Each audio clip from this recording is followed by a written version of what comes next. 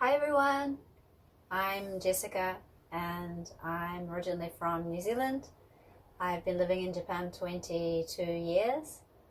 I'm on social media as Jess in Tokyo and I have lots of different jobs here in Japan. I write for several different publications and magazines, mostly martial arts related. I study the martial art the way of the Bull, which is called Kyudo. I study naginata and horseback archery, which is sports yabusame. And I am the tourism ambassador for Saitama Prefecture. I also write for several different magazines and I'm on Japanese TV every now and then. Today I'm going to be reacting to Matt Okuhara's video about policing and law enforcement in the feudal era. So let's watch it together.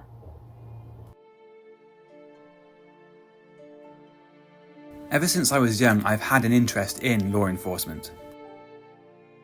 My father was a police officer, and I was a police officer in the UK as well for 11 years. However, I have since moved to Japan, and my focus has shifted onto samurai history, and in particular Hojutsu, or the way of the gun. So Matt-san just mentioned that he was in the past a police officer, and his father was a police officer in England, where he is from, which I thought was really cool, and it gives a lot of connection. This video, he has a knowledge already about policing and law enforcement where he's from, so it only makes sense that he would want to learn about the history and how policing in Japan is relating to England. So I'm sure he knows quite a lot about the history of policing and law enforcement in England. And now living in Japan, he's moved to Japan and he's been living in Japan for 8 years. He studies a lot about Japanese history and especially Hojutsu, which is the way of the gun, so the Japanese matchlock. So it's nice that there seems to be quite a strong bond between his life in England and his life in Japan now, and wanting to learn about the history through his eyes, which is someone who's had a law enforcement background. I thought that was really nice. After the Warring States era had come to an end and the country had unified, the vast samurai armies that fought on the battlefield fell into civil roles. Ostensibly, the purpose of the samurai had not changed. Their purpose was to serve society and to serve the daimyo or lord. While some samurai maintained military positions, others took on civil positions. These roles were all necessary for the decent running of society. Not only did it help maintain order, but it also meant that the samurai system, or the Confucius system, which saw the samurai at the top, maintained their position of power over the population. Known as Doshin, the samurai that were assigned to policing duties were in many cases regarded as lower class samurai, certainly below the military. Matt has just explained that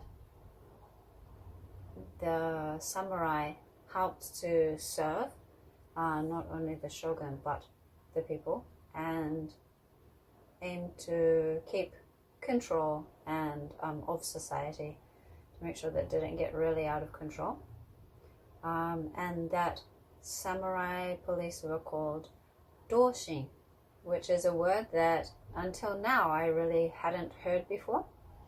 I had a wee check on the internet. I googled, because it's always really useful to find out the kanji.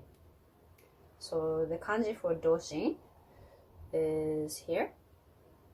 I'm not sure if you can see it. It's that one there. And having a look at it, it seems like the role of the Doshin was to keep the peace, to someone to, it's really meaning, the meaning of the kanji is like the same feeling. So someone to lay out the law, or someone to keep the peace, someone to keep the feeling of the people the same, which I thought was really interesting. It's interesting that Matt talks about the fact that the Doshin were a little bit of a lower class samurai, and part of this was that many of their day-to-day, of course they did investigations and they were looking for criminals and this sort of thing. One part of the day-to-day was to keep the peace between shopkeepers or the people who came to the shop. Perhaps someone would steal things from the shop, and they needed to keep the peace between the people and the shopkeepers. So this kind of day-to-day arguments and these kind of things, fights, would be up to the Doshin to take care of and to look after. The Doshin were often assisted in their responsibilities. Professional police officers known as chonin would often assist their samurai counterparts. And in many instances, the police officers would help form networks of spies and informants.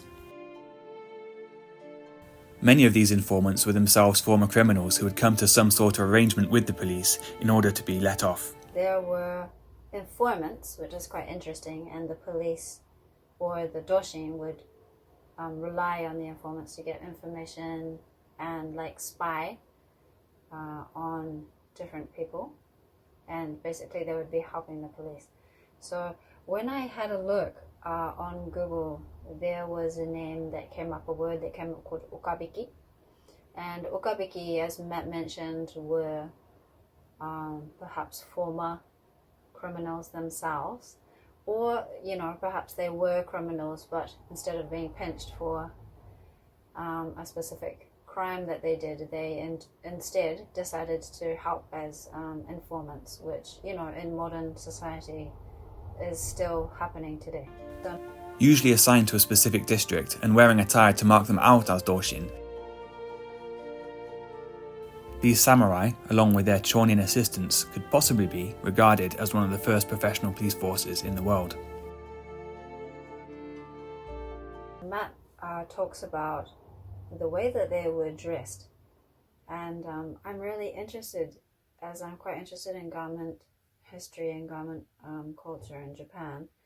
I'm really interested in the way that the Doshin would dress, and I'm going to try to Google it after I watch this video, as I'm sure many people who watch Matt-san's channel know firefighters in Japan had a very specific uniform, and their historical clothing, especially in Edo, their historical clothing, you can find antique firefighters, different parts of their uniform that they would wear, still for sale on different auction sites and second hand.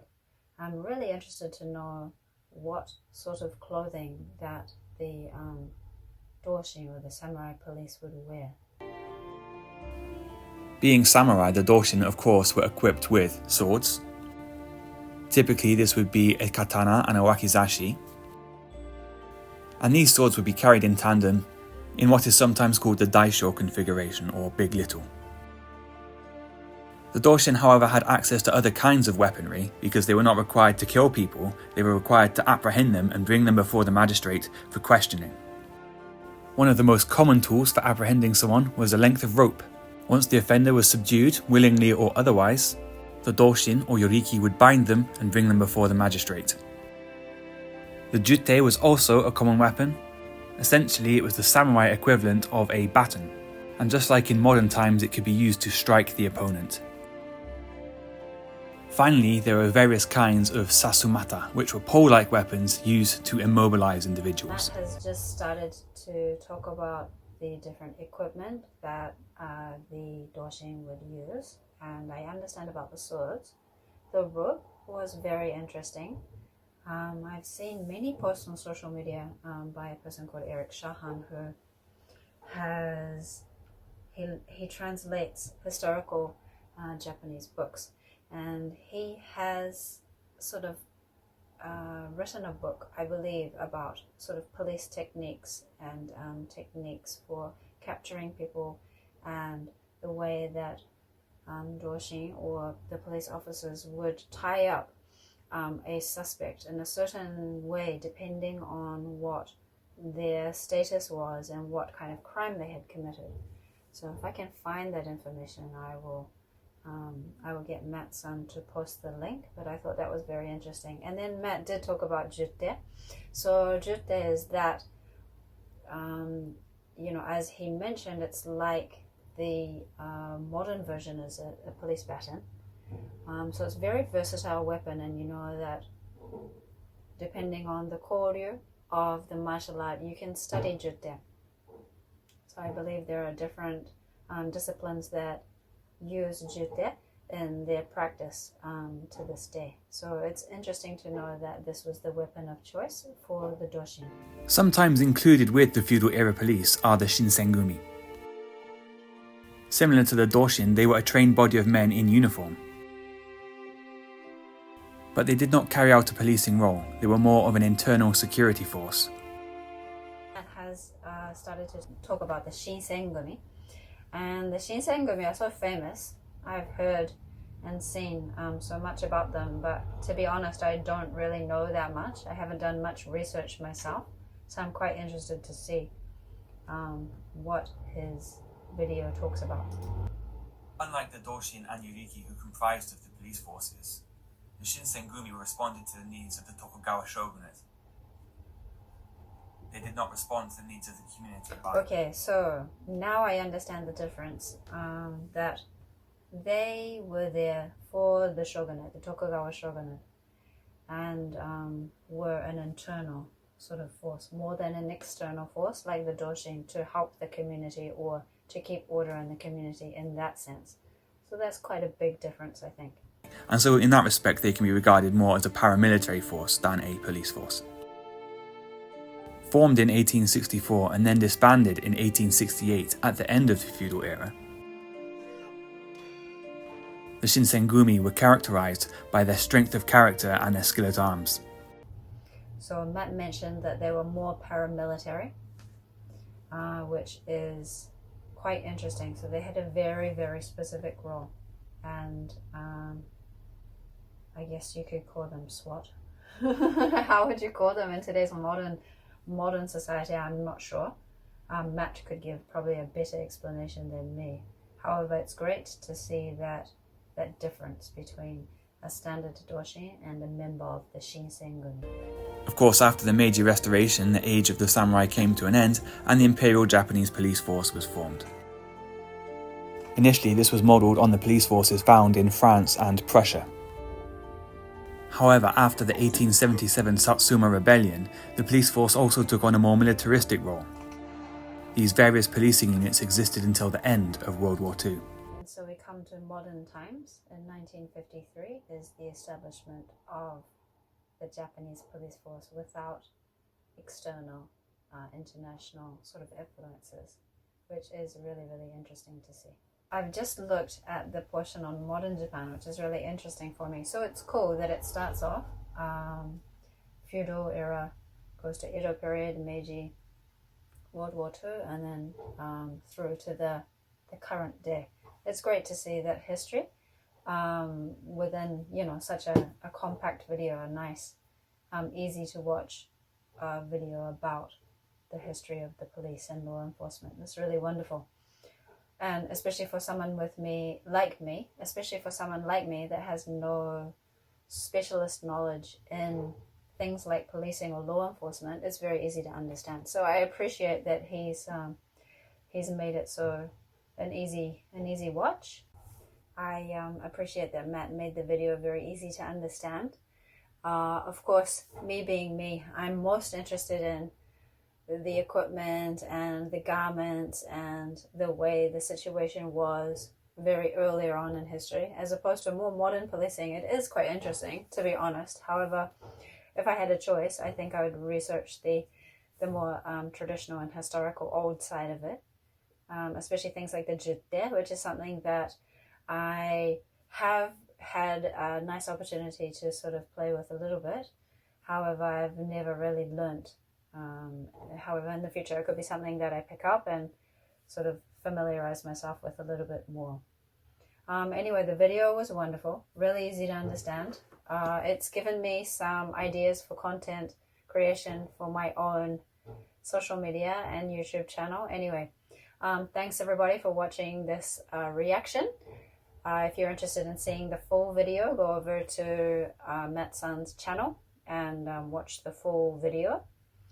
And I promise you'll learn something new, I think. There's a lot of interesting information in there. Anyway, thank you so much for watching, and I'll talk to you soon. Bye.